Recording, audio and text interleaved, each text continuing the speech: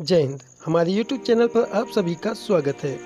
विवेचना में आज की कहानी है भारत का संविधान बनाने वाले बाबा साहेब डॉक्टर भीमराव अंबेडकर की। हैरानी की बात है कि भारत की दो महान शख्सियतों डॉक्टर भीमराव अंबेडकर और महात्मा गांधी की कभी नहीं बनी थी। दोनों महान व्यक्तियों के बीच कई मुलाकातें हुई थी, लेकिन वो अपने मतभेदों को कभी नहीं बांट पाए थे। आज़ादी से 2 दशक पहले अंबेडकर ने अपने आप को अपने अनुयायियों के साथ स्वतंत्रता आंदोलन से अलग थलग कर लिया था। अछूतों के प्रति गांधी के अनुराग और उनकी तरफ से बोलने के उनके दावे को अंबेडकर एक जोड़ तोड़ की रणनीति मानते थे। जब 14 अगस्त 1931 को गांधी से उनकी मुलाकात हुई थी, तो गांधी ने उनसे कहा था, मैं अछूतों की समस्याओं के बारे में तब से सोच रहा हूँ जब आप पैदा भी नहीं हुए थे। मुझे ताज्जुब है कि इसके बावजूद आप मुझे उनका हितैषी नहीं मानते। धनंजय कीर्ति अपनी पुस्तक में doctor Bhimrao Ambedkar light of mission में लिखते हैं, अंबेडकर ने गांधी से कहा, अगर आप अछूतों के हितैषी होते तो कांग्रेस का सदस्य होने के लिए खादी पहनने के बजाय की शर्त अस्पृश्यता निवारण को पहली शर्त बनाया होता। किसी भी व्यक्ति को जिसने अपने घर में कम से कम एक अछूत व्यक्ति या महिला को नौकरी दी हो, या उसने एक अछूत व्यक्ति के पालन पोषण का बीड़ा उठाया हो, या उसने कम से कम सप्ताह में एक बार किसी अछूत व्यक्ति के साथ खाना खाया हो, तो उसे ही कांग्रेस का सदस्य बनने की अनुमति दी जानी चाहिए थी। आपने कभी भी किसी जिला कांग्रेस पार्टी के अध्यक्ष को पार्टी से निष्कासित नहीं किया जो मंदिरों में अछूतों के प्रवेश का विरोध करते देखा गया हो। 26 फरवरी 1955 में जब BBC न्यूज़ ने अंबेडकर से गांधी के बारे में उनकी राय जाननी चाहिए, तब उन्होंने साफ कहा, अंबेडकर कह रहे थे, मुझे इस बात पर काफ़ी हैरानी होती है कि पश्चिमी गांधी में इतना दिलचस्पी क्यों लेता है।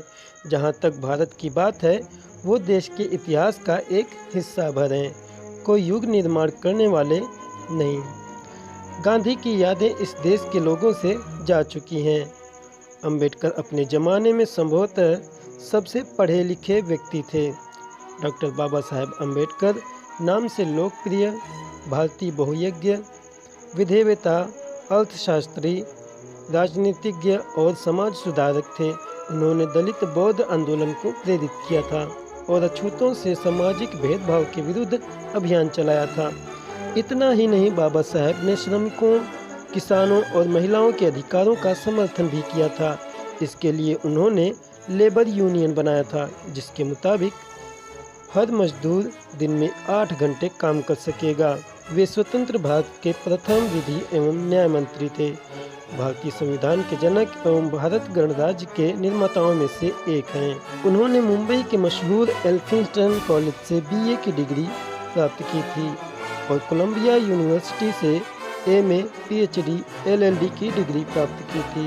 इसके बाद लंदन स्कूल ऑफ इकोनॉमिक्स से MSc, DSc की डिग्री प्राप्त की थी और ग्रेजिन से बैरिस्टर एट लॉ में डिग्री प्राप्त की थी।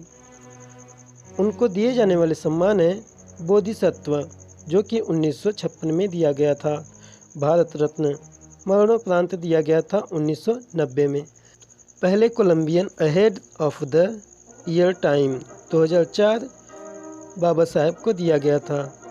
द ग्रेटेस्ट इंडियन 2012 का खिताब भी उन्हें दिया गया था। मज़े की बात यह है कि भारत में सबसे पहले बाबा साहेब अंबेडकर का स्मारक बनाने वाला पहला मराठा बाल चौहान थे। बाबा साहेब को बागवानी और कुत्ते पालने का शौक था।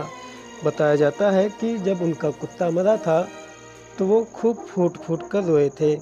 उस जमाने में देश में उनके पास किताबों का सबसे बेहतरीन संग्रह था। मशहूर किताब इनसाइड एशिया के लेखक जॉन गुंथेर ने लिखा है कि जब 1938 में मेरी राजगृह में अंबेडकर से मुलाकात हुई थी तो उनके पास 8000 किताबें थीं और उनकी मृत्यु तक ये संख्या बढ़कर 35,000 हो चुकी थी। बाबा साहेब के निकट सहयोगी रहे शंकरानंद शास्त्री अपनी किताब my experience and memories of doctor Bhimrao Ambedkar में लिखा है, मैं रविवार 20 दिसंबर 1944 को दोपहर 1 बजे अंबेडकर से मिलने उनके घर गया। उन्होंने मुझे अपने साथ जामा मस्जिद इलाके में चलने के लिए कहा। उन दिनों पुरानी किताबें खरीदने का अड्डा हुआ करता था। मैंने उनसे कहने की कोशिश की कि दिन के खाने का समय हो गया है, पर इसका उन पर कोई असर नहीं हुआ। बाजार से लौटते समय उनके हाथ में करीबन 2 दर्जन किताबें थीं। उन्हें अपनी किताबों से बहुत प्रेम था। वो अपनी किताबें किसी को नहीं देते थे। कहते थे अगर किसी को मेरी किताबें पढ़नी है तो वो मेरी लाइब्रेरी में आए पढ़े। बाबा साहेब के एक और निकट सहयोगी रहे नामदेव निमगढ़े बताते हैं कि जब वे एक रात बाबा साहेब से मिलने उनके घर गए तो उन्होंने देखा कि बाबा साहेब किताब पढ़ रहे थे। वे उनके पास गए तो बाबा साहेब उनके स्पर्श को कुत्ते का स्पर्श समझ लिए और बोले, टॉमी दूर हो जाओ। इतना सुनकर नामदेव निमगढ़े वहाँ से वापस आ गए और बालकनी में जाकर सोफे पर सो गए। सुबह उठते ही उन्होंने देखा कि बाबा साहेब की कोट उनके ऊपर है। बाबा साहेब अपने जीवन के अंतिम पड़ाव पर वायलिन बजाना सीख रहे थे। बाबा साहेब जीवन के अंतिम पड़ाव में वायलिन बजाना सीख रहे थे। बाबा साहेब के सचिव रहे नानकनंद दत्तू ने अपनी किताब में लिखा है कि एक दिन मैंने उनके बंद कमरे में चुपके से झांक कर एक अद्भुत नज़ारा देखा था। बाबा साहेब दुनिया की चिंताओं से दूर अपने आप में मग्न थे। कुर्सी पर बैठे वायलिन बजा रहे थे और मैंने इस नज़ारे को सभी को बताया और इसके बाद सभी लोग बारी बारी से आकर ये अद्भुत नज़ारा देखें। तो ये रही आज की हमारी कहानी। दोस्तों वीडियो अच्छी लगी तो वीडियो को लाइक करें और ऐसे ही जीके जीएस की जानकारी और नॉलेजफुल वीडियोज़ के लिए